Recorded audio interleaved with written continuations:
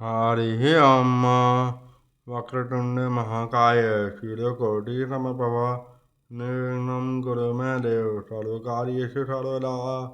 प्रिय दर्शकों नमस्कार, मैं पंडित पीयूषकांत शर्मा ज्योतिषाचार्य आज के वीडियो में आपका हार्दिक स्वागत करता हूँ।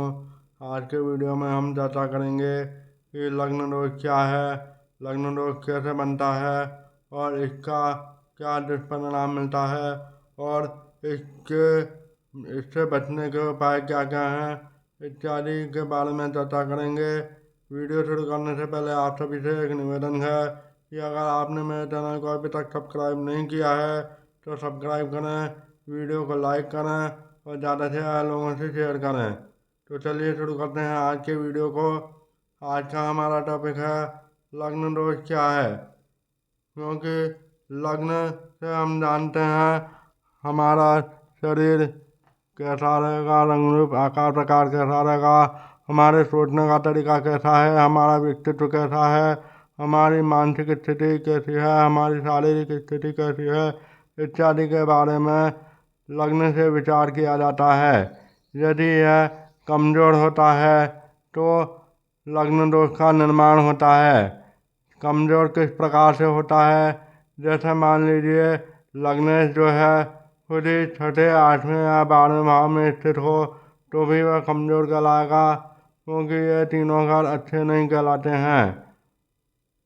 इसमें एक बात और रहती है कि विपरीत राजयोग वाली बात आती है कि 6, 8 और 12वें भाव के जो स्वामी हैं वह छठे 8वें या 12वें भाव में से किसी भी भाव में बैठे हों तो विपरीत राजयोग का निर्माण होता है। लेकिन यह बात लग्न पर लागू नहीं होती है। लग्न पर लागू इसलिए नहीं होती है क्योंकि लग्न जो है खुद ही 6, 8 या 12वें भाव में होने पर कमज़ोर हो जाता है। इसलिए विपरीत राजयोग इससे नहीं बनता है यदि लग्न कमज़ोर हो तो। इसके लिए विपरीत राजयोग होने के लिए लग्न का बलवान होना बहुत ज़रूरी है। तो हम बात कर रहे हैं लग्न दोष क्या है। लग्न दोष, यदि लग्न उठ करके छठे 8वें या 12वें भाव में बैठ जाए तो लग्न दोष बनता है। लग्न जो है उसकी डिग्री यदि 0, 1, 2, 3, 28, 29, 30 हो, इनमें से कोई भी लग्न की डिग्री हो, 0 हो, 1 हो, 2 हो, 3 हो, 28 हो, 29 हो, 30 हो, तो फिर लग्न दोष लगता है, क्योंकि इनमें पावर ही नहीं है तो अपने परिणाम दे ही नहीं पाएगा लग्न। इसलिए लग्न यदि अपनी नीच राशि में हो तो भी लग्न दोष लगता है। और उसके अलावा लग्न जो है वो यदि सूर्य के साथ अस्त हो रहा हो, जैसे इस कुंडली में लग्न क्या है, शुक्र। शुक्र के साथ यदि मान लीजिए सूर्य बैठा हो तो वह सूर्य जो है शुक्र को अस्त कर देगा। ऐसी स्थिति में यह लग्न दोष लगेगा। लक्षण मैंने आपको बताए थे। शारीरिक मानसिक रूप से परेशानी उठानी पड़ सकती है व्यक्ति को, और व्यक्ति के स्वभाव में, आचार विचार में नकारात्मकता आती है इत्यादि लक्षण देखने को मिलते हैं। इसके अलावा शनि को लिया जाए तो शनि भी यदि छठे 8वें 12वें भाव में हो तो थोड़ा सा मजबूत हो जाता है, क्योंकि शनि इन भावों का कारक ग्रह है। शनि जो है बुरे डिपार्टमेंट को दर्शाता है, परंतु उसमें ऐसे माहौल को झेलने के लिए इतनी अच्छी ताकत होती है कि वह एडजस्ट हो जाते हैं। यदि शनि छठे 8वें 12वें भाव में हो तो लग्न दोष तो लगता है, लेकिन उसको सहन करने की जो शक्ति है, पावर है, वो उस व्यक्ति में आ जाती है, इसलिए बर्दाश्त कर लेते हैं।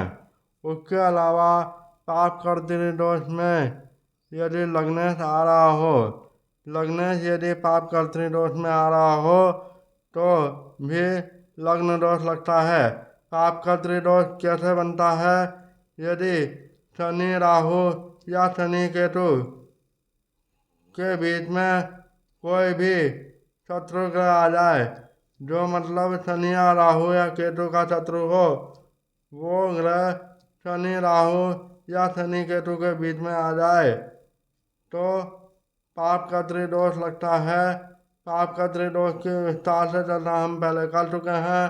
पहले पुराने वीडियो देखें, उसके बाद में यहाँ आए, तभी ये बात आपको अच्छे से समझ में आएगी। पार्ट 1 से लेकर पार्ट 99 तक, तभी आपको यह बात समझ में आएगी। उसके बाद में यदि पाप का त्रिदोष में आ रहा हो लग्न, तो लग्न दोष लगता है, अन्यथा नहीं लगता है। जैसे यहाँ पर लग्न क्या है? शुक्र। अब शुक्र तो क्या है? ये राहु केतु का मित्र है, इसलिए यहाँ पर पाप का त्रिदोष नहीं लगेगा। और अष्ट नीच वाली बात करें तो यहाँ पर शुक्र अपनी नीच राशि कन्या राशि में है और त्रिक भाव में है, तो इसलिए यहाँ पर लग्न दोष लग रहा है। उसके अलावा दो बातें और बताना चाहूँगा मुख्य रूप से। पहली बात तो यह है कि लग्न बली हो और 6, 8, 12 छठे 8वें और 12वें भाव का मालिक छठे 8वें 12वें भाव में ही हो तो विपरीत राजयोग बनता है।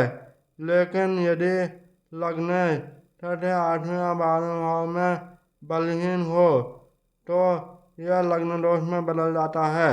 उसके अलावा लग्न यदि बलहीन हो तो बृहस्पति जो है इस कुंडली में विपरीत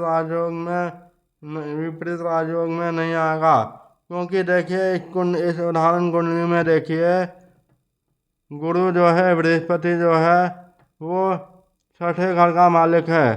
छठे घर में तुला लग्न की कुंडली में 12 नंबर की गिनती लिखी हुई होती है। 12वीं राशि होती है मीन और मीन राशि का स्वामी होता है बृहस्पति। अब ये बृहस्पति 8वें भाव में है, यानी छठे 8वें या 12वें भाव का स्वामी छठे 8वें या 12वें भाव में से किसी भाव में हो तो विपरीत राजयोग बनता है, बशर्ते लग्न बलवान हो तो। अब यहाँ पर छठे भाव का स्वामी गुरु अष्टम भाव में तो है, लेकिन यहाँ पर लग्न बलवान नहीं है, इसलिए यह विपरीत राजयोग नहीं बना रहा है।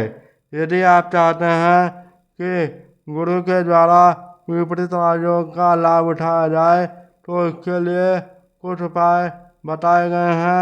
अब हम उपाय की चर्चा करते हैं। यदि लग्न दोष बन रहा हो तो उसके क्या क्या उपाय करना चाहिए। पहला उपाय, रत्न धारण करना। यदि लग्न की डिग्री कम हो, 0, 1, 2, 3 या 28, 29, 30 हो तो आप रत्न धारण कर सकते हैं। विधि की चर्चा हम पहले कर चुके हैं और बशर्ते वह शुभ स्थिति में हो, यानी लग्न शुक्र यहाँ पर अच्छी स्थिति में हो, छठे 8वें 12वें भाव में नहीं हो और डिग्री कम हो, तभी रत्न धारण करें, अन्यथा नहीं। अन्यथा दूसरा उपाय बीज मंत्र का जाप करें। प्रत्येक स्थिति में लाभ मिलेगा। बीज मंत्र में तो चाहे वह अच्छी स्थिति में हो या नहीं हो, योग कारक हो या नहीं हो, मारक हो, तो भी बीज मंत्र लाभकारी रहेंगे। बीज मंत्रों की चर्चा हम कर चुके हैं। आशा करता हूँ आपको यह जानकारी अच्छी लगी होगी। अच्छी लगे तो लाइक, शेयर और चैनल को सब्सक्राइब जरूर करें। मिलते हैं अगले वीडियो में किसी नई जानकारी के साथ। तब तक के लिए नमस्कार। जय श्री कृष्णा।